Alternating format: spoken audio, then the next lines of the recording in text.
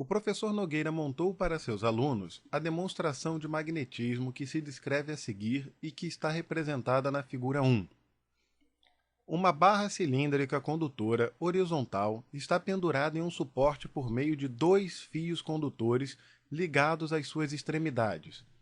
Esses dois fios são ligados eletricamente aos polos de uma bateria.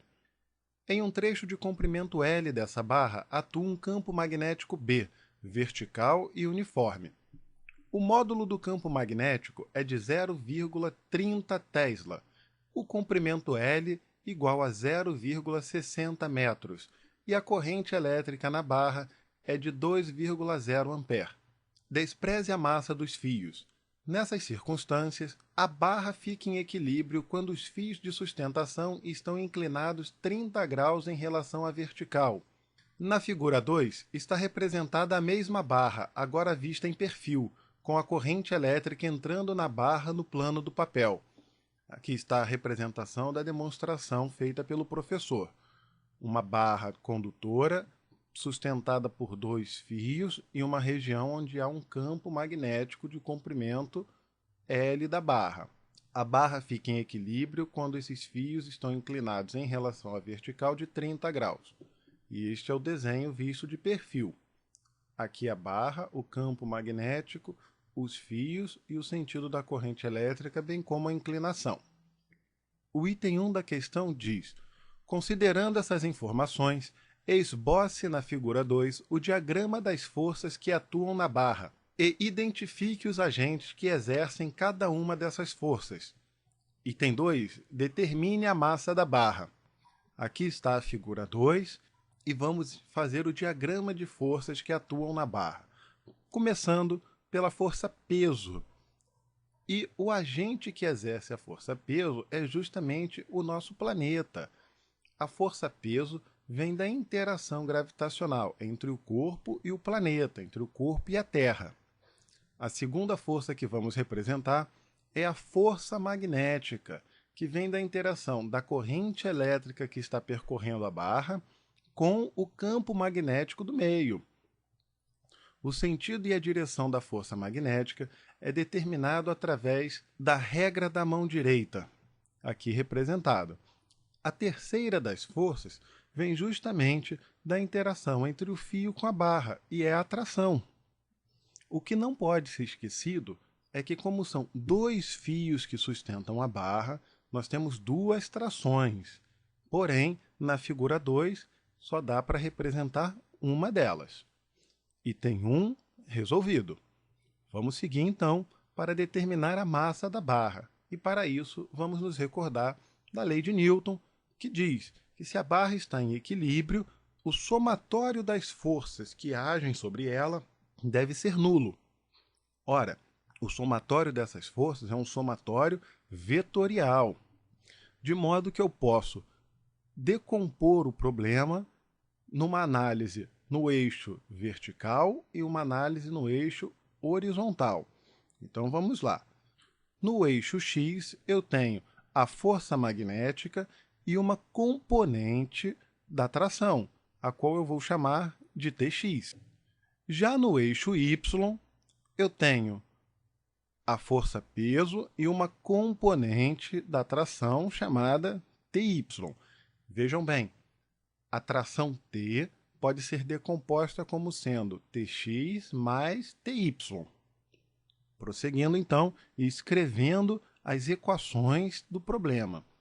E como informação adicional, temos que ter em mente que o ângulo formado entre o vetor tração e a vertical é um ângulo de 30 graus, exatamente este ângulo aqui. Escrevendo agora as equações do problema, temos que no eixo X, 2 vezes a tração tem que dar igual a força magnética em módulo. Reparem aqui, tirei a indicação de vetores e agora estou trabalhando com módulos apenas. Pelo nosso desenho, o Tx é muito menorzinho, ou aproximadamente a metade da força magnética, justamente porque temos duas trações. Essa é uma característica importante na hora de fazer o esboço do item 1. Então vamos lá, prosseguindo. são 2Tx igual a força magnética. E no eixo y, 2Ty igual a peso. Mas sabemos que peso é igual a massa vezes a aceleração da gravidade. E força magnética é corrente elétrica vezes campo magnético vezes o comprimento do fio vezes o seno do ângulo formado entre o vetor campo magnético e a direção da corrente elétrica ao longo do fio. Nesse nosso caso, forma um ângulo de 90 graus. Repare, a corrente elétrica está percorrendo o comprimento do fio que está furando o plano do monitor, enquanto que o campo magnético está perpendicular. O ângulo de 90 graus, o seno vale 1, ficando então a força magnética igual a IBL. Prosseguindo, temos que as componentes Tx e Ty do vetor tração são dadas por Tx é igual a T vezes seno de 30, enquanto que Ty é T vezes cosseno de 30. Juntando essas equações, ficamos que 2Tx, ou seja, 2T seno 30, é igual à força magnética, o IBL. Cá está. E 2Ty, ou seja, 2T cosseno 30 igual a peso, mg. Aqui está. Temos, então, formado um sistema de equações. Dividir uma equação pela outra. Dessa forma, os termos 2T no numerador e 2T no denominador se cancelam e ficamos com massa, aqui está, é igual a IBL vezes cosseno de 30, multiplicando cruzado, divididos por G seno de 30. Aqui está. Agora basta substituir os dados informados no problema. Vamos ver quais são.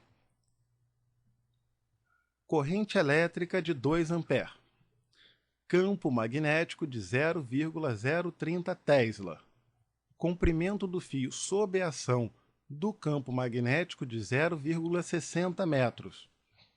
Aceleração da gravidade, 10 metros por segundo ao quadrado. E seno de 30 e cosseno de 30 são dados informados na página 3 do caderno de provas. Seno de 30 igual a 0,500 e cosseno de 30 igual a 0,866. Substituindo os valores, vamos reescrevê-los escrevendo usando potências de base 10. Assim temos 2,0 fica apenas 2, 0,030 fica 3 vezes 10 a menos 2, 0,60 são 6 vezes 10 a menos 1 e 0,866 são 866 vezes 10 a menos 3. O 10 aqui está. E o 0,500 como 5 vezes 10 a menos 1. Simplificando, temos que 10 vezes 10 a menos 1 se cancelam. 2 vezes 3, 6 vezes 6, 36, vezes 866, dá 31.176. E as potências, 10 a menos 2 vezes 10 a menos 1 dá 10 a menos 3, vezes 10 a menos 3, divididos por 5. 31.176 divididos por 5 nos dá 6.235,2, vezes 10 a menos 3, vezes 10 a menos 3, que são os fatores que já tinham.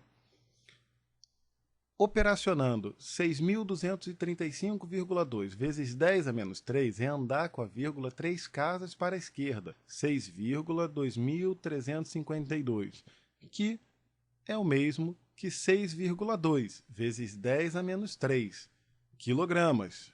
Usamos sempre o sistema internacional, a massa será dada no sistema internacional. Porém, podemos dar a resposta num sistema mais usual, que seria de 6,2 gramas. Para encerrar a questão, vamos falar brevemente sobre a regra dos algarismos significativos para multiplicação e divisão.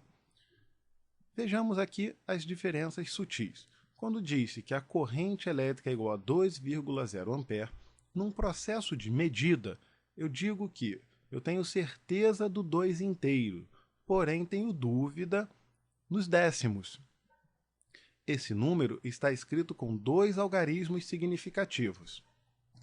Já o campo magnético escrito como 0,030 diz que temos certeza até os 3 centésimos, porém, a casa dos milésimos é duvidosa. Veja que o zero à esquerda da vírgula eu não conto como algarismo significativo, de modo que o campo magnético está escrito com 3 algarismos significativos. O comprimento L com 2 algarismos significativos, a aceleração da gravidade com 2 e os valores de seno e cosseno com 3 algarismos significativos.